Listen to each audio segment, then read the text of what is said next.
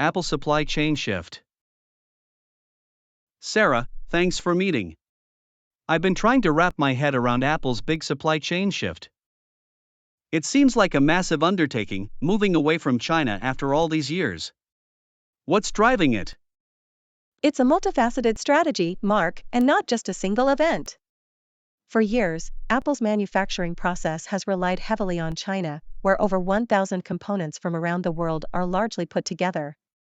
Analysts estimated about 90% of iPhones were assembled there. But several major factors have pushed for change. I remember hearing about the trade tensions, especially during the Trump administration. Was that a big trigger? Absolutely. Apple got swept up in Donald Trump's aggressive tariff policies. There was a prospect of Chinese-made products being hit with hefty import taxes in the US. While smartphones were excluded from the heaviest tariffs, Apple still faced a 20% levy on Chinese goods due to broader US policy. This certainly made them consider alternatives to reduce that exposure. So, tariffs were a push factor. What about operational challenges? That's where the pandemic really highlighted vulnerabilities. China's zero-COVID policy led to severe disruptions in Apple's manufacturing capacity. Many iPhone manufacturers were locked down and couldn't meet production targets, causing a significant drop in Apple's revenue, a staggering 5% for the final 3 months of 2022. We saw iPhone production drop by about 20% year-on-year in Q1 2020 due to factory blockades in China and Southeast Asia, and later, component shortages. This created logistics bottlenecks, extended delivery times, and labor shortages at key factories like Foxconn. The instability showed them they were too reliant on a single region. Makes sense. Diversification for resilience.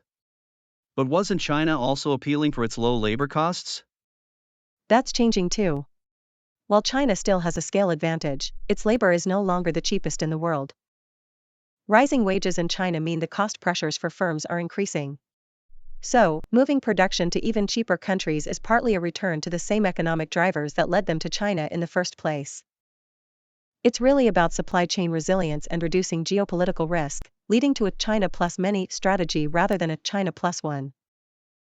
So, a combination of tariffs, pandemic disruptions, rising costs, and general geopolitical tensions driving this great rewiring of global supply chains.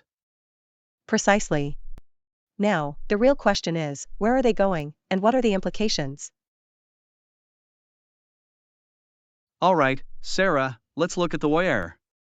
The big news has been India. Are they really moving all US iPhone production there? That's the aim.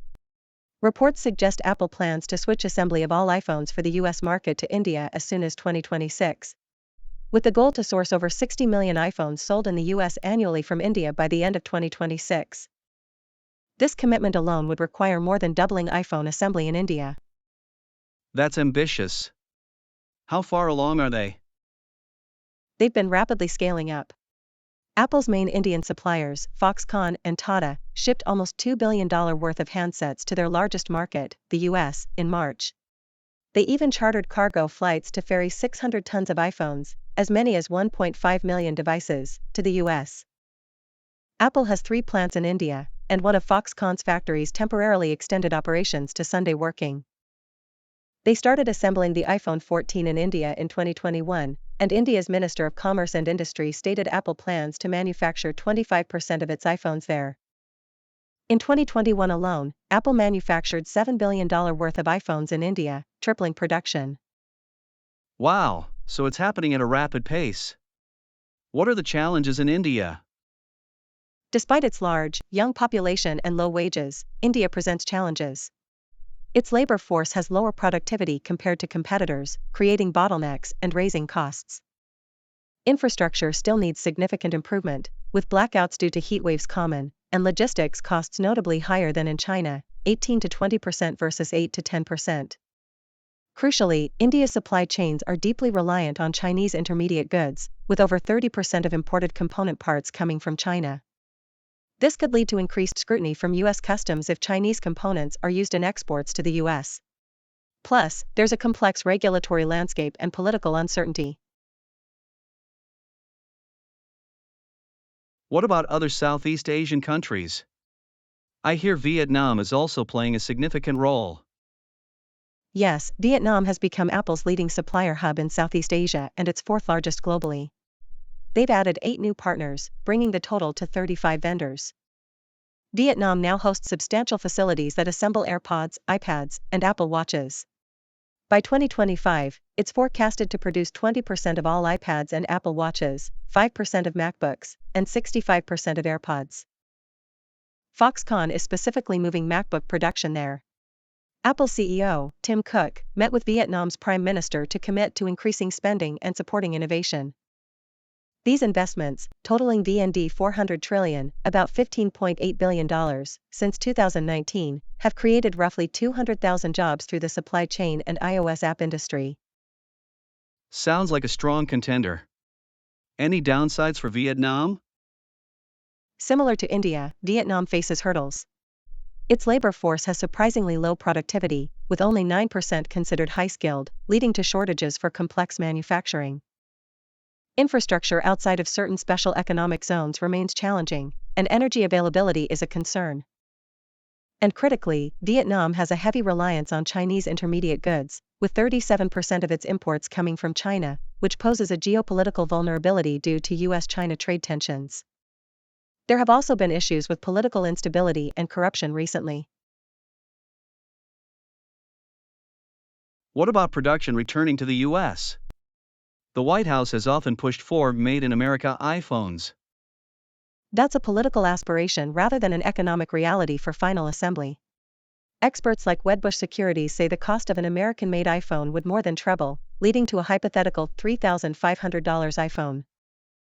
The US lacks the facilities or the flexible labor to train hundreds of thousands of people needed for assembly. However, Apple is making significant investments in US manufacturing for components. They've pledged $600 billion under their American Manufacturing Program, AMP. This involves sourcing 100% of their premium device glass from Corning in Kentucky, and partnering with companies like Coherent in Texas for VCSEL lasers, MP Materials for recycled rare earth magnets, and Amkor Technology in Arizona for chip packaging. These efforts are expected to support 450,000 jobs across 79 US factories and accelerate AI infrastructure development.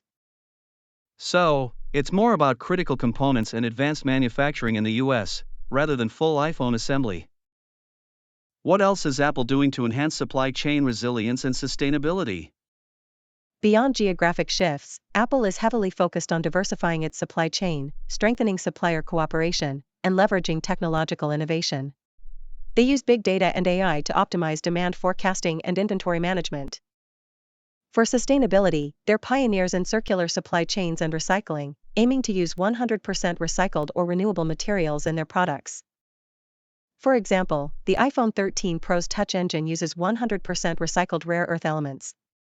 They've developed daisy dismantling robots to recover materials from old devices. And they're committed to 100% carbon neutrality across their global supply chain and products by 2030, with 175 suppliers already committed to using 100% renewable energy. It's clearly a very strategic and comprehensive shift, adapting to global economic and political realities while also pushing for more sustainable practices. Thanks, Sarah, this clarifies a lot. My pleasure, Mark. It's an evolving landscape, and staying informed on these nuanced shifts is key for any business.